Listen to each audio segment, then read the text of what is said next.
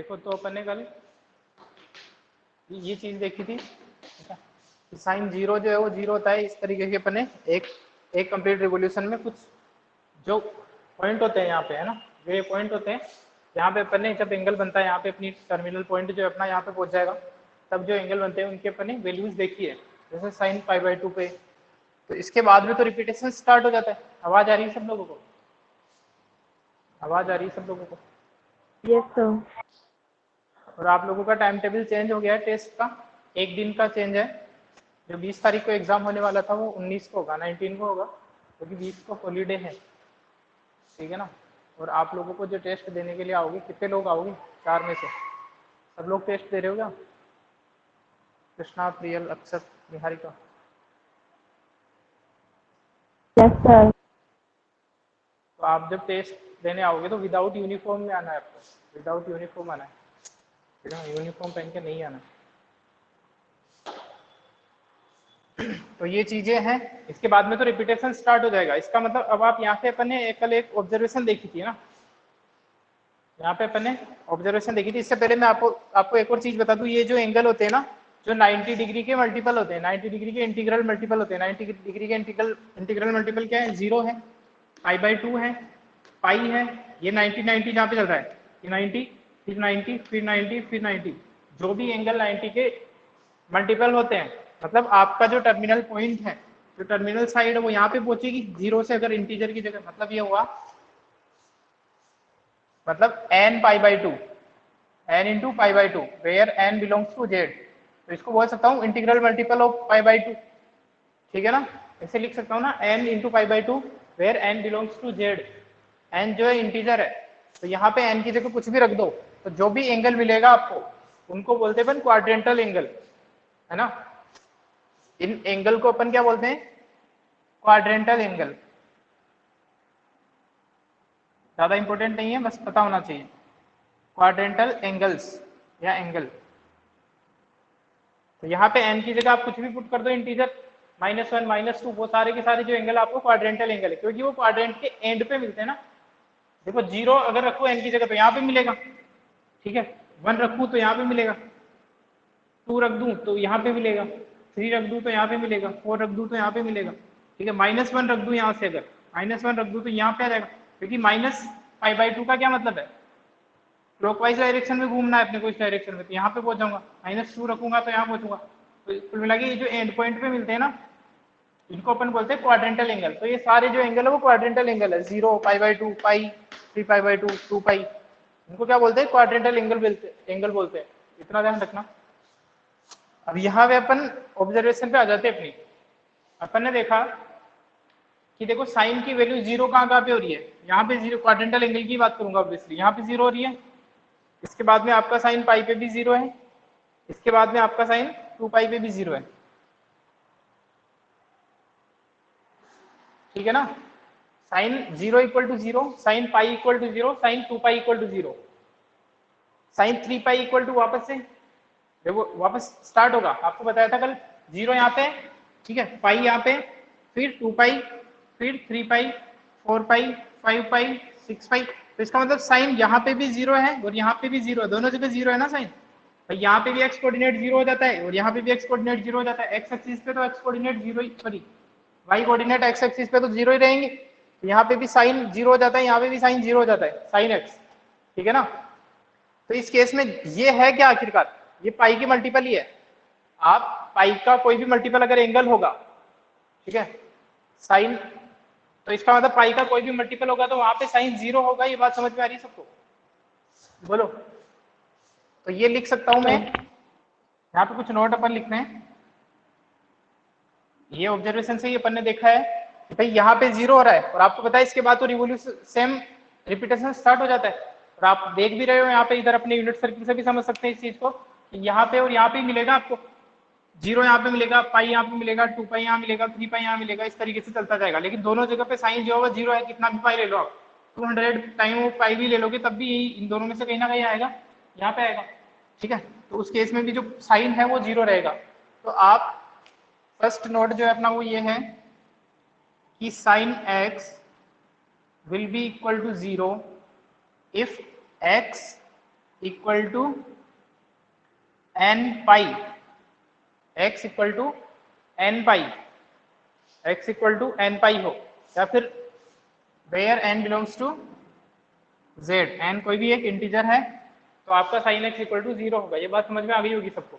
अब आप माइनस भी रखोगे, अगर मान लो यहाँ पे एक्स की जगह -1 रख दो, -2 रख दोगे तो क्या आ जाएगा, साइन -2 पाई आ जाएगा। -2 पाई मतलब एंटी क्लॉकवाइज घूमना है अपने को, एंटी क्लॉकवाइज घूमना है मतलब यहाँ से -2 पाई जाना है, यहाँ से क्लॉकवाइज डायरेक्शन में चलना है। एंटी क्लॉक तो पॉजिटिव होता है, नेगेटिव किधर होता है, इधर। तो यहाँ पे पाई और ये 2 पाई वापस यहीं पे आ गए, वो भी 0 है, आप देख सकते हो। तो कुल मिला के x जब तक पाई का इंटीग्रल मल्टीपल रहेगा हमेशा साइन x की वैल्यू क्या रहेगी, 0 रहेगी। सबको समझ में आ गई बात, ठीक है। या फिर इसको ऐसे भी बोल सकता हूं, इसी चीज को अपन लैंग्वेज में लिखना चाहें तो ये बोल सकते हैं कि x इज एन इंटीग्रल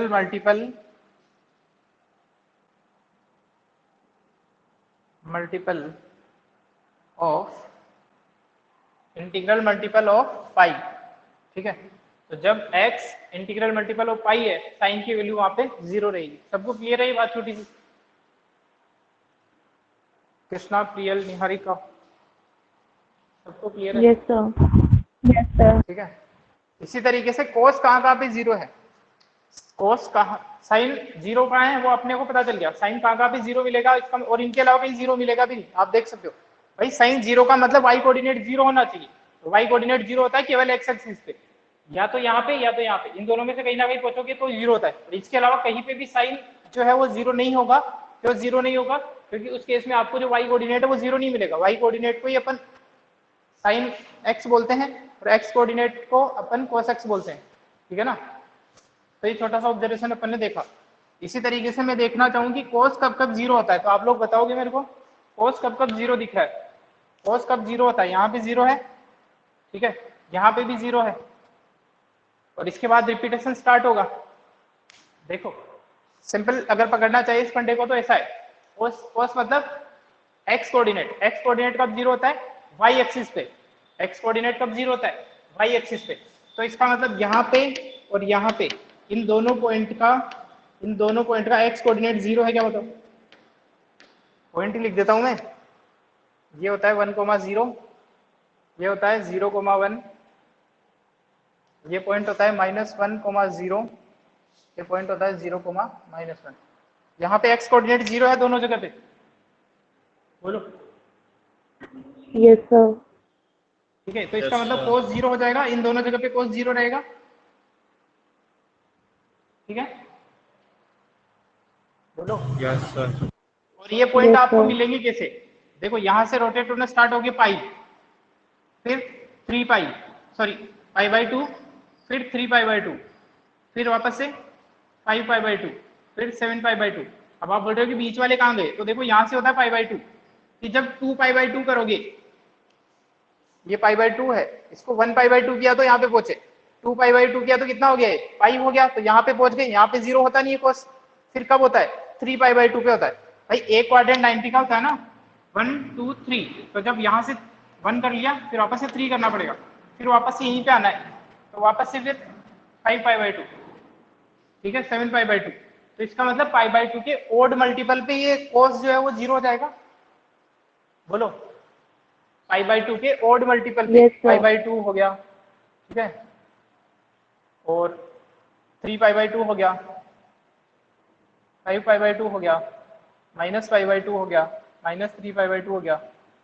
इन सभी एंगल पे जो है वो कोस जो है वो 0 रहेगा। तो इसका मतलब ये लिख सकता हूँ कि कोस x इक्वल टू 0 का मतलब ये हो गया, x जो है वो क्या होना चाहिए, ओड मल्टीपल होना चाहिए किसका, तो इसको अपन लिख सकते हैं 2n+1 इंटू π/2। ओड मल्टीपल को ऐसे ही रिप्रेजेंट करते हैं अपन, 2n+1 देख लो आप। अब n की जगह आप 0 रखो, n की जगह 0 रखोगे तो कितना आएगा, n की जगह 0 रखोगे तो कितना आएगा, 1.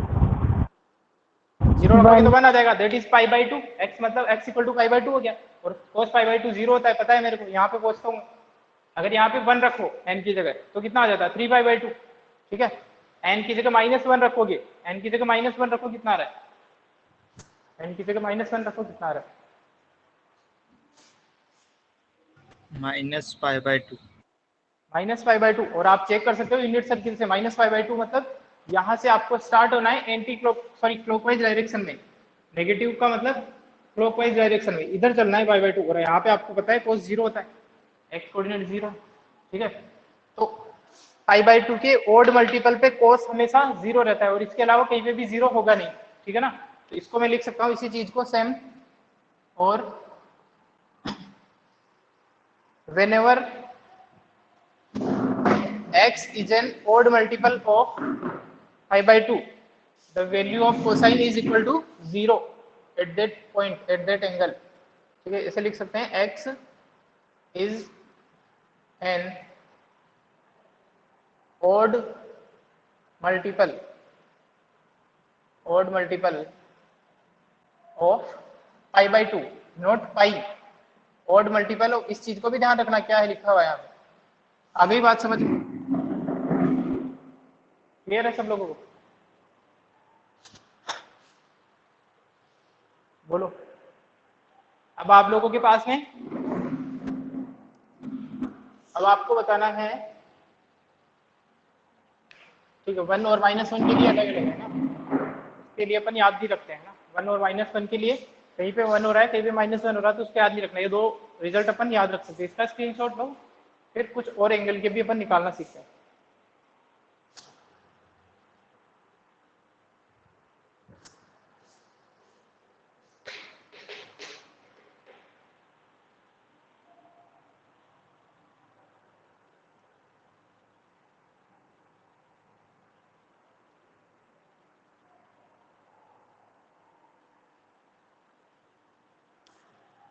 सर ले ले लिया लिया। स्क्रीनशॉट? चलो, तो एक अपन ने जो एक चीज सीखी है कि π/2 के जो भी एंगल होते हैं, इंटीग्रल मल्टीपल एंगल, चाहे पॉजिटिव हो चाहे नेगेटिव हो, उनको अपन बोलते हैं क्वाड्रेंटल एंगल। और ये अपन ने कुछ दो ऑब्जर्वेशन देखे हैं कि sin x 0 होगा जब जब x जो है वो इंटीग्रल मल्टीपल होगा पाई का, मतलब पाई, 2π, 3π, -5π, -6π, जब जब इंटीग्रल मल्टीपल होता रहेगा हमेशा साइन आग बढ़ करके 0 होगा। cos 0 होता है अगर π/2 का ओड मल्टीपल होता है, ये ओड मल्टीपल मतलब π/2, 3π/2, 5π/2, इस तरीके से है।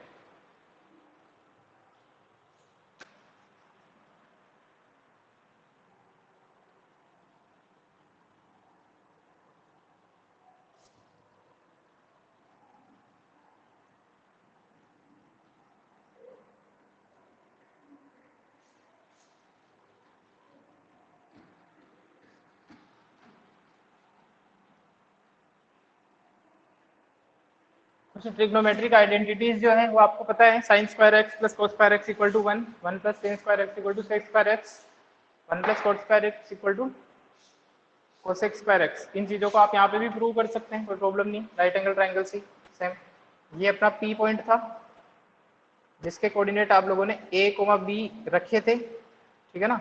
इसका मतलब ये हो गया कि अगर यहाँ से परपेंडिकुलर ड्रॉ करता हूँ दैट इज M, तो ये जो लेंथ है वो कितनी आती है?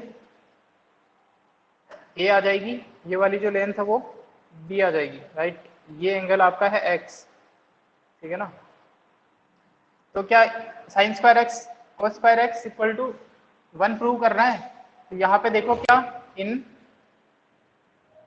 Right angle triangle, in right triangle OMP, इसमें A square plus B square equal to 1 है या नहीं है? Base perpendicular equal to base square plus perpendicular square equal to hypotenuse square, ये 1 है ना। रेडियस जो है यूनिट सर्किल की वो 1 है, बोलो ये होगा? Yes sir. ठीक है, तो अगर ये है तो इसको आपने माना था cos, इसको आपने माना था sin, तो इससे आपके पास में रिजल्ट आ जाएगा sin square x plus cos square x equal to 1। ये यहाँ पे तो वैलिड है, किसी भी एंगल के लिए वैलिड है भाई, एंगल कहीं पे भी बन रहा हो, ठीक है, नेगेटिव हो या पॉजिटिव हो। स्क्वायर तो हमेशा नेगेटिव हो जाता है हर क्वांटिटी का, पॉजिटिव हो जाता है हर क्वांटिटी का। तो ये एक आइडेंटिटी आपको पता भी है, डायरेक्ट याद रखनी है, हमेशा x की हर वैल्यू के लिए ये वैलिड है, ठीक है, x की हर वैल्यू के लिए ये वैलिड। एक और छोटी सी चीज रह रही है अपनी, उस चीज को भी अपन ध्यान देंगे। इसी तरीके से अगर इससे मेरे को प्रूव करना है 1+10², तो अगर पूरी इक्वेशन को मैं डिवाइड कर दूं, है ना, dividing by cos²x on both sides, दोनों तरफ cos²x से डिवाइड कर दो, तो ये क्या बन जाएगा, tan²x, ये बन जाएगा 1, ये बन जाएगा 1/cos²x that is equal to sec²x। पता है आपको, ये रिजल्ट आता है आपका 1+tan²x इक्वल टू sec²x, ठीक है ना। ठीक है, अगर इसी से मेरे को लेके आना है 1+cot²x, इससे भी ला सकते हो, इससे भी ला सकते हो, तो डिवाइड कर दो यहाँ पे sin²x से, डिवाइडिंग, ये आप लोगों को आता है पहले से, dividing by sin²x on both side, दोनों तरफ sin²x से डिवाइड कर दोगे तो ये बन जाएगा 1, ये बन जाएगा cos²/sin² दैट इज cot²x, और ये बनेगा 1/sin²x that is cosec²x, cosec²x। तो ये 3 ट्रिग्नोमेट्रिक आइडेंटिटी जो है फंक्शन के लिए भी वैलिड होती है, रेशियोज के लिए जो वैलिड है, ठीक है ना। यहाँ पे एक इंपॉर्टेंट चीज अपन और देख लेते हैं कि अपन बात करेंगे अब डोमेन और रेंज की, ठीक है, डोमेन रेंज की भी अपन थोड़ी देर में बात करेंगे। फिलहाल मैं आपको बता देता हूँ डोमेन में कुछ चेंजेस क्या हो सकते हैं।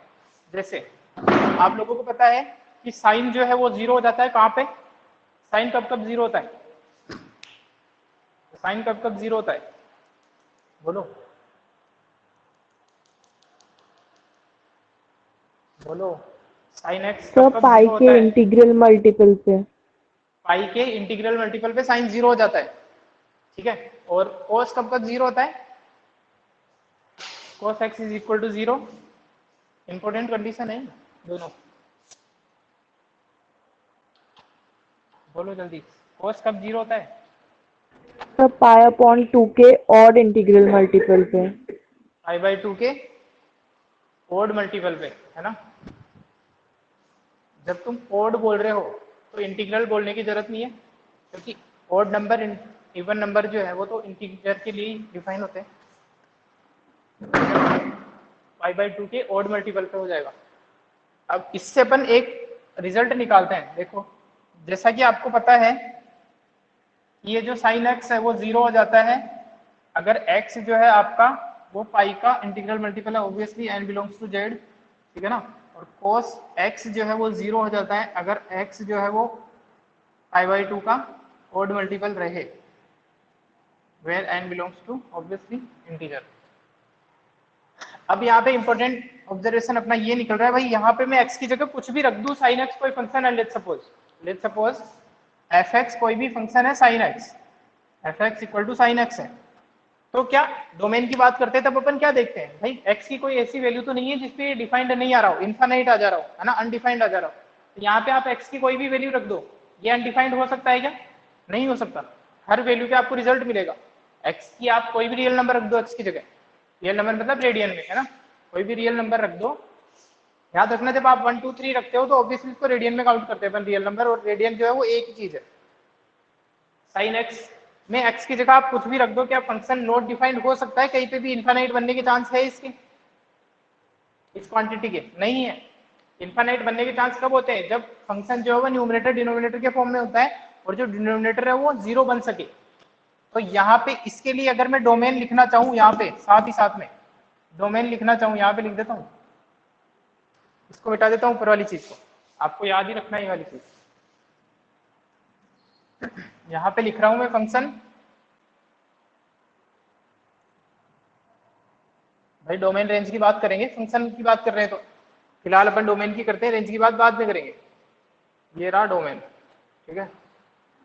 तो x की जगह कुछ भी रख सकते हो, तो x बिलोंग्स टू r इसका डोमेन हो जाएगा, है ना। The function sine x is defined all over the real numbers. Second बात करते हैं cos x की, f(x) equal to cos x है, तो इसके लिए भी x बिलोंग्स टू r हो जाएगा,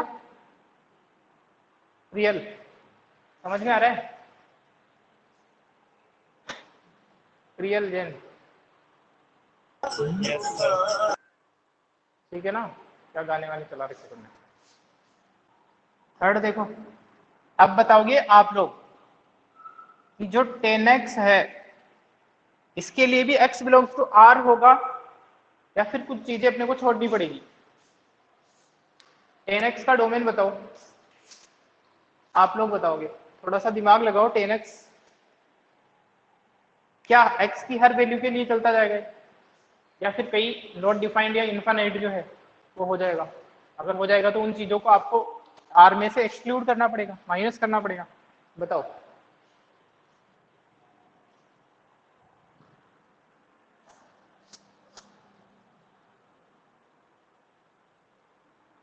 बोलो।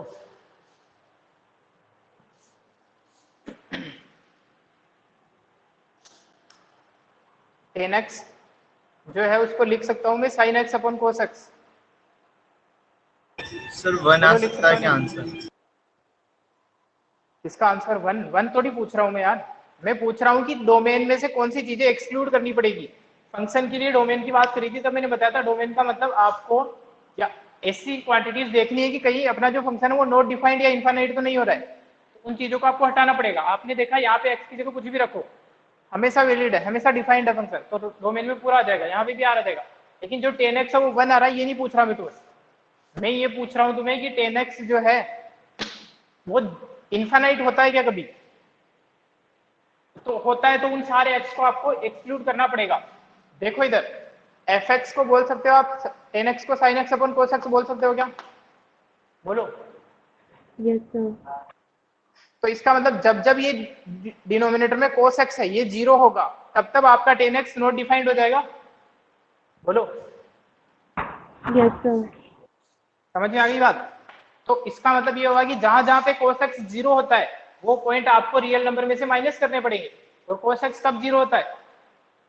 cos x कब 0 होता है? cos x कब 0 होता है? Odd multiple of pi upon 2. तो इसका मतलब इसका जो डोमेन लिखोगे आप 10x का, वो लिखोगे x belongs to r minus 2n plus 1 pi by 2।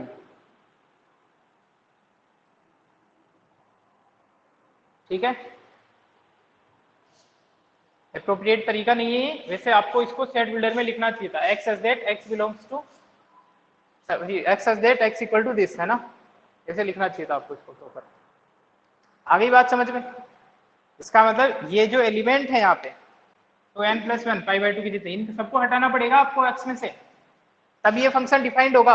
अगर आपने मान लो x की जगह पाई बाई 2 रख दिया, पाई बाई 2 रखोगे तो क्या हो जाएगा, ये 0 हो जाएगा। ये 0 हो गया, इसका मतलब ये टर्म जो है वो नॉट डिफाइंड हो जाएगा, इनफाइनाइट जिसे अपन बोलते हैं।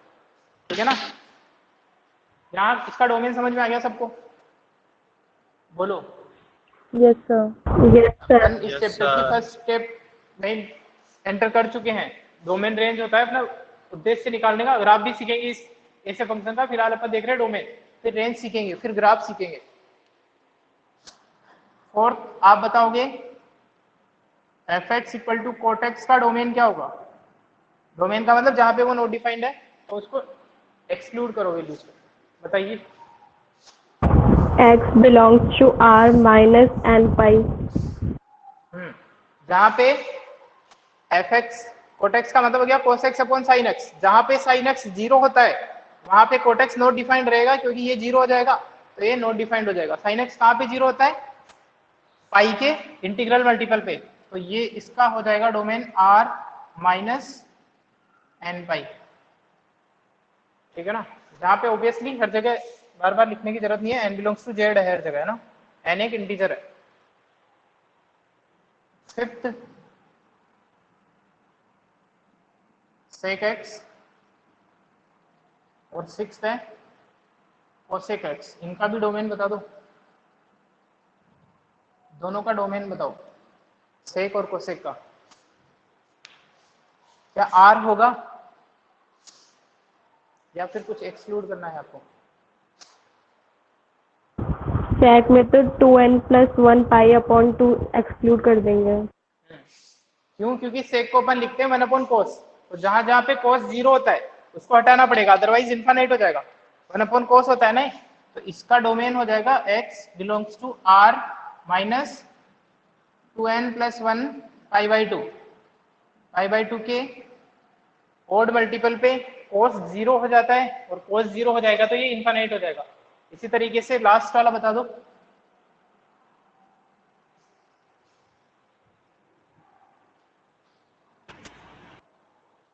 Sir, R minus n pi. r minus N pi, क्योंकि जहां जहां पे साइन 0 होता है वहां पे कोसेक इन्फानाइट हो जाएगा। तो ये हुआ अपना डोमेन ट्रिग्नोमेट्रिक फंक्शन का। 6 ट्रिग्नोमेट्रिक फंक्शन अपने पास है, इन 6 के अपन ने डोमेन सीख लिए हैं, ठीक है ना। रेंज और ग्राफ की भी बात करेंगे अपन,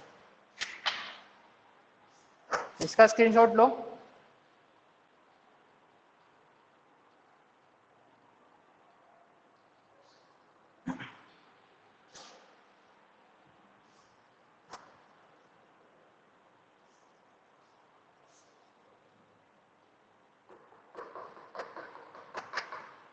और टेस्ट की सही से तैयारी कर लेना, 2 बार तो आपका वैसे भी हो चुका है सेम चैप्टर का टेस्ट, तो प्रैक्टिस तो ठीक ठाक हो ही गई होगी, अच्छी हो गई होगी, और भी ठीक ठाक ही क्या, बस कन्वेंशनल पेपर है तो थोड़ा आपको लिखना पड़ेगा। क्वेश्चन सेम तरीके के ही होंगे।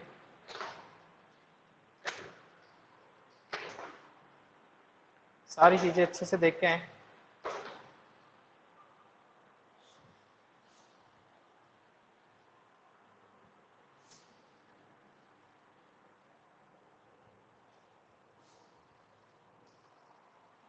रियल रियल टेस्ट दे रहे हो तुम? रियल आवाज नहीं आ रही क्या?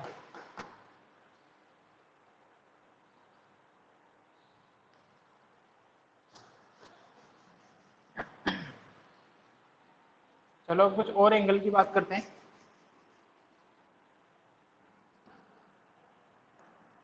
Yes, sir. टेस्ट दे रहे हो ना तुम? No, sir. क्यों? सर इसको पहले एडमिट कार्ड ही नहीं दे रहे। क्यों, फीस का चक्कर होगा? Yes, sir.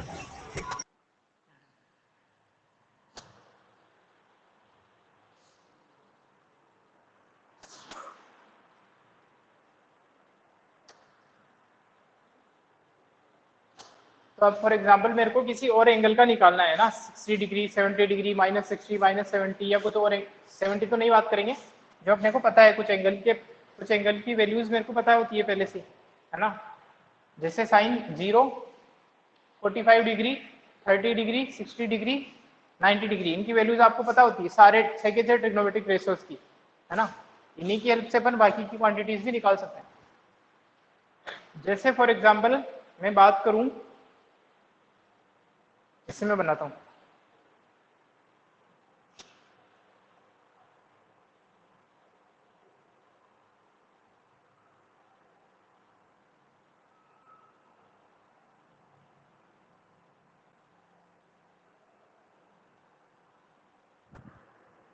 जैसे मेरे को निकालना है साइन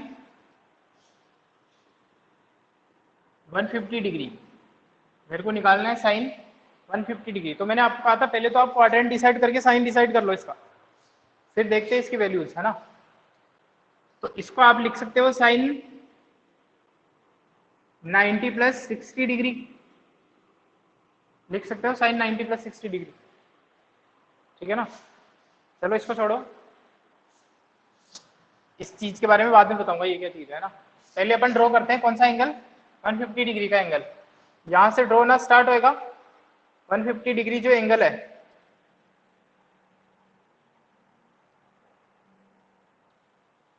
वो कुछ ऐसा बनेगा। यहाँ पे आपका जो पी पॉइंट है वो यहाँ पे आ चुका है, ये आपका पॉइंट ऑफ रोटेशन है, ठीक है ना। ये जो एंगल है यहाँ से बना हुआ, ये है आपका 150 डिग्री। मेरे को निकालनी है इसकी साइन की वैल्यू, कॉस की वैल्यू, ठीक है। बाकी ये दोनों आ जाएगी तो बाकी तो आप निकाल ही लोगे। साइन एक्स और कोस एक्स का क्या मतलब होता है, जो पी पॉइंट आया है उसका वाई कोऑर्डिनेट, ठीक है ना। और cos x का मतलब होता है जो पॉइंट आया है उसका x कोऑर्डिनेट। क्लियर है सबको? बोलो। Yes, sir. ठीक है, अब देखो अपन जो चीज अपने को नॉन है ना उसकी हेल्प से कैसे अपन इनकी वैल्यूज निकाल सकते हैं। वैसे तो मैं जो आपको ये तरीका है वो यूज करने की भी जरूरत नहीं पड़ेगी, डायरेक्ट तरीका देखेंगे अपन, लेकिन निकलते कैसे है, उसका ओरिजिन कैसे हुआ है ना, वो तो ट्रिक्स है, लेकिन बेसिक भी पता होना चाहिए अपने को। तो देखो ये कर सकता हूँ मैं, मेरे को चाहिए इसके एक्स कोऑर्डिनेट और वाई कोऑर्डिनेट। तो एक्स कोऑर्डिनेट और वाई कोऑर्डिनेट के लिए क्या करना पड़ेगा, मेरे को यहाँ से परपेंडिकुलर ड्रॉ करना पड़ेगा, यहाँ से परपेंडिकुलर ड्रॉ करना पड़ेगा, तभी निकाल पाओगे। ये पॉइंट एम हो गया, जो इसकी लेंथ है ओ एम, वो अपना एक्स कोऑर्डिनेट हो जाएगा, और एक्स कोऑर्डिनेट जो है वो इक्वल हो जाएगा आपके cos 150 के, और जो पी एम है वो हो जाएगा आपका sin 150। लेकिन निकालने के लिए मेरे को नॉन चीज क्या है वो समझो, सबसे इंपॉर्टेंट चीज। तो आपको पता है ये अगर 150 है तो ये वाला एंगल कितना बचा है, साइन की बात नहीं कर रहा मैं, साइन की बात नहीं कर रहा हूँ, एंगल की बात कर रहा हूँ। ट्राइंगल को मैं अलग से बना लेता हूँ, इस ट्राइंगल को मैं अलग से यहाँ बना लेता हूँ, 30 डिग्री। ये P, ये M, ये O, तो ये वाला एंगल कितना बचा, सर 30 डिग्री। 30 डिग्री बचा है। तो एक बात बताना, ये 30 डिग्री मेरे को पता है, इसकी लेंथ 1 यूनिट मेरे को पता है, ठीक है, इसकी लेंथ 1 यूनिट मेरे को पता है, एंगल पता है, तो क्या बाकी की दो क्वांटिटीज निकाल सकता हूँ मैं, इजीली निकाल सकता हूँ ट्रिग्नोमेट्रिक रेशियोज की हेल्प से, ठीक है ना। देखो कैसे निकालते हैं, साइन 30 ये निकालना है पीएम है ना, तो देखो साइन 30 कितना होता है, साइन 30 अगर मैं इसमें लगा दूं साइन 30 डिग्री, तो साइन 30 डिग्री होता है perpendicular upon hypotenuse, PM upon hypotenuse. Hypotenuse कितना है, हाइपोटेन्यूज कितना है यहाँ पे, बोलो जल्दी, अरे बोलो, हाइपोटेन्यूज कितना है, PO सर 1। 1 यूनिट है ना, पीओ तो है लेकिन उसकी वैल्यू 1 यूनिट है, और साइन 30 की वैल्यू कितनी होती है, बोलो जल्दी, साइन 30 की वैल्यू कितनी होती है, याद नहीं है टेबल, टेबल वापस से बनवानी पड़ेगी क्या, चलो यहाँ पे वापस बनवा दूंगा मैं, लेकिन फिलहाल के लिए साइन 30 की जो वैल्यू होती है वो होती है 1/2, ठीक है, वैल्यू कितनी होती है 1/2, तो 1/2 is equal to P M upon 1। तो यहाँ से पी एम निकल के आ जाएगा मेरे पास, कितना आएगा पी एम, 1/2 आ जाएगा, इसकी वैल्यू कितनी आई, बोलो, अरे आ गया समझ में, यस सर। ठीक है। इसी तरीके से cos 30 लगा के इसकी वैल्यू निकाल सकते हो, और इसकी वैल्यू आ जाएगी √3/2, cos 30 निकाल लगा के इसकी वैल्यू निकाल सकते हो, √3/2 वैल्यू आ जाएगी, ठीक है ना। तो इसका मतलब मैंने क्या क्या निकाल लिया, ये लेंथ निकाल ली और ये लेंथ निकाल ली, ठीक है, ये लेंथ तो कितनी आ रही है 1/2, ये लेंथ कितनी आ रही है √3/2, लेंथ है ये, ध्यान रखना। तो इस पॉइंट के कोऑर्डिनेट कितने होंगे ये बताओ मेरे को, बोलो, इस पॉइंट के कोऑर्डिनेट्स कितने होंगे, लेंथ हमेशा पॉजिटिव होती है लेकिन कोऑर्डिनेट तो पॉजिटिव नेगेटिव होता है। ये वाली लेंथ बता दी 1/2, ये वाली लेंथ बता दी √3/2, लेंथ की बात कर रहा था, तो इसके कोऑर्डिनेट कितने होंगे, क्या इसके कोऑर्डिनेट हो जाएंगे एक्स कोऑर्डिनेट, √3 हाँ -√3/2, कॉमा 1/2। -√3/2, क्यों, क्योंकि नेगेटिव साइड में है, और कोमा 1/2 ऊपर की तरफ है, तो ये हो जाएगा। तो इस पॉइंट के कोऑर्डिनेट मिल गए, तो क्या मेरे को साइन 150 और cos 150 की वैल्यू मिल गई। बार बार ऐसा नहीं करना पड़ेगा, उसके लिए अलग तरीका देखेंगे, ये तो बेसिक बता रहा हूँ भाई, इस तरीके से हुआ है, वो चीजें भी इन्हीं से बनी है बेसिकली। तो साइन 150 की वैल्यू बता दो, cos 150 की वैल्यू बता दो कितनी है, एक्स कोऑर्डिनेट और वाई कोऑर्डिनेट मिल गए आपको। सर साइन 150 साइन की तो 150 की 1/2। हाफ है, हाँ साइन 150 जो है वो हाफ है, और ये कितना है cos 150, -√3/2। -√3/2। और आपने कल भी देखा था इस सेकंड क्वाड्रेंट में ASTC add sugar to coffee, ASTC second quadrant में आ जाओ। यहाँ पे केवल साइन और कोसेक पॉजिटिव होता है, बाकी सब नेगेटिव होता है। तो देख लो यहाँ पे साइन पॉजिटिव है और जो कोसेक जो बाकी है वो सब नेगेटिव आते हैं, तो ये नेगेटिव आ रहा है, ठीक है ना। इस तरीके से अपन बाकी किसी भी पर्टिकुलर एंगल पे निकाल सकते हैं। किसी पे भी तो नहीं बोलूंगा जो अपने को नॉन है। और अगर आप लोगों को टेबल याद नहीं है तो जल्दी से टेबल बना देता हूँ, उसका स्क्रीनशॉट लेके वापस से नोट कर लेना आप लोग। वो जो बेसिक चीजें वो पता होनी जरूरी है आपको, है ना। जैसे 0 रेडियन में लिखता हूँ मैं, डिग्री में आपको पता होगा, रेडियन में लिख देता हूँ 0। जो आपका 30 डिग्री उसको बोलते हैं π/6। इसके बाद में आ जाएगा π/4 that is your 45 degree, π/3 your 60 degree, π/2, ठीक है। 0 डिग्री चलो लिख ही देता हूँ, इसका मतलब है 0 degree, 30 degree, 45 degree, 60 degree and 90 degree, ठीक है ना। ये एंगल है, आपको याद होंगे वैसे तो वापस से याद कर लेना अगर भूल गए तो। साइन, कोस, टेन, कोट, सेक, कोसेक।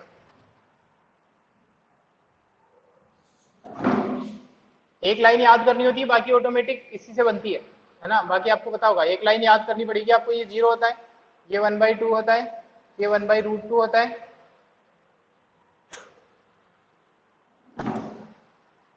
इसको ये वैल्यूज भी अपन जो है ना वो उससे निकाल सकते हैं, कोई प्रॉब्लम नहीं है इसमें। ये जो वैल्यूज हैं साइन 30, 45 डिग्री, ये बाकी ये भी अपन उससे निकाल सकते हैं। और इसकी वैल्यू कितनी आएगी, √3/2, और इसकी वैल्यू आती है 1।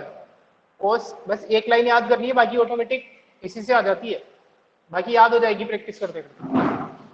ये लिख दिए तो इसी को उल्टी लिख दो, इधर से लिखना स्टार्ट कर दोगे तो ये कोस की लाइन बन जाएगी, दैट इज 1 √3/2, 1/√2, 1/2, 0। क्या किया मैंने, इधर से लिख दिया इसको उल्टा करके, तो ये कोस की बन गई। जब साइन में कोस का डिवाइड कर दोगे तो टेन की बन जाएगी 0, दिस इज 1/√3, दिस इज 1। जो तुम पूछ रहे थे पीएफ 1 हो सकती है, 1 हो सकती है 10 की वैल्यू, ठीक है ना, अब पता है तुम्हें वैसे भी। और यहाँ पे आ जाएगी √3, ये आ जाता है इनफाइनाइट, नॉट डिफाइंड बोलो ज्यादा बेटर है, ठीक है ना। इनफाइनाइट कोई टर्म होता नहीं है, नॉट डिफाइंड हो जाएगा। कुछ भी नहीं, जो तुम इनफाइनाइट लिखते थे वही है, नॉट डिफाइंड है। इसका उल्टा जो है वो हो जाता है, या फिर इसमें इसका डिवाइड कर दो या फिर इसी का उल्टा कर दो। उल्टा मतलब इनवर्स।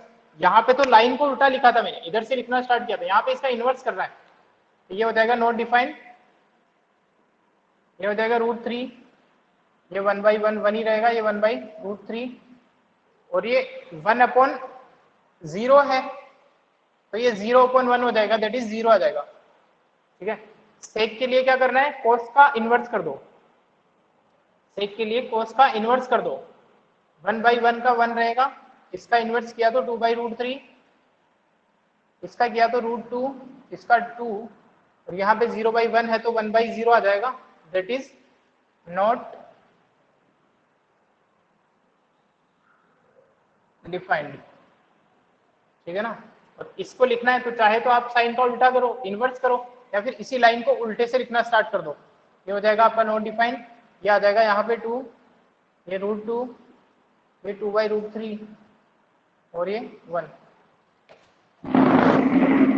ये टेबल आपको याद रखनी रेडियन में भी, है ना। इन एंगल को, यहाँ तक के एंगल तो कम से कम रेडियन में डायरेक्ट याद होनी चाहिए बिना कन्वर्ट करे कि 30 को क्या बोलते हैं, 90 को क्या बोलते हैं।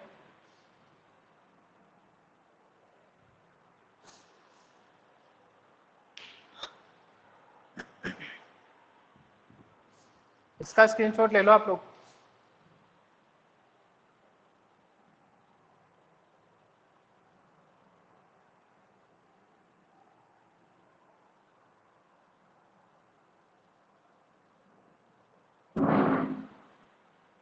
यस सर, ले लिया। चलो आज के लिए बहुत है, टेस्ट की तैयारी यस करो। सर।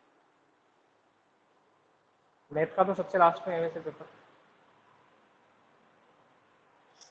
और इनका रिवाइज करना, जो लोग टेस्ट नहीं दे रहे हैं ना, बाकी 3 दिन पे क्या करोगे, 3 दिन पे क्लासेस तो होगी नहीं तुम्हारी, तो इस चैप्टर को अच्छे से रिवाइज कर लेना, या फिर पीछे के जो चैप्टर हैं, ऐसे टाइम बहुत कम मिलते हैं रिवीजन करने के। वैसे तो 11th वालों को तो काफ़ी टाइम मिलेगा, लेकिन अगर तुम करना चाहो यहाँ पे इस चीज़ को यूटिलाइज करना चाहो टाइम को, चलो क्लास एंड करता हूँ।